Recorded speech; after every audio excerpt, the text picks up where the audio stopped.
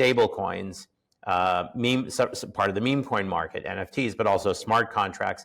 The innovation and the growth side of crypto is either going to trade or clear on Ethereum, and that kind of woke up Ethereum after it having a pretty sleepy kind of summer.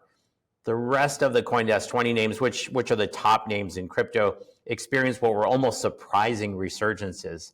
XRP, XLM, Uniswap, Cardano, Hedera, just all the way through the list. All the names were up, some of them multiple times.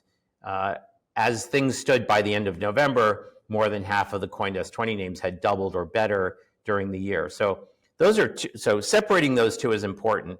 Bitcoin is about adoption momentum. The better outlook for a regulatory pavement on which the digital asset industry can operate is really what about the other coins' momentum is about. Something I've been wrestling with is just how much U.S. politics has played a role in this latest rally, because I feel like for years we've been talking about here on Crypto World that crypto is apolitical, it's global, no one country can have an outsized influence on the industry or markets. It seems like that's less true than ever. Am I wrong on that? Is that a good thing or a bad thing? Help me make sense of that feeling that I'm feeling right now. Right. It's great when you go around the world and you look at different jurisdictions and you meet with regulators. I've met with regulators in Hong Kong, met with regulators in Dubai and in Europe. They have dedicated digital asset regulations, which you kind of need as an industry grows up and you want to operate in a place where the talent lives and where the capital lives. You need rules for capital formation. You need rules that help you define what your business is going to be and how it's going to be regulated. We are always saying crypto wants better regulation, not no regulation. So an apolitical stance is fine so long as the rules are clear. Crypto will have to, like any other asset class, sustain both Republican and Democratic administrations into the future.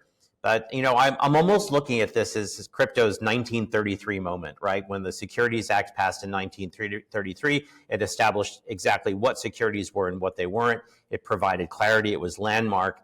And it basically began the capital markets, the equity parts of capital markets and their interaction with the public.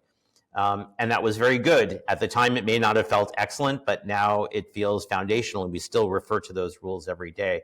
So having good, crisp regulations that are neutral to the industry, that are fair and usable, is critical. That's been part of what's been suppressed over the last couple of years, and that's what the industry has really felt.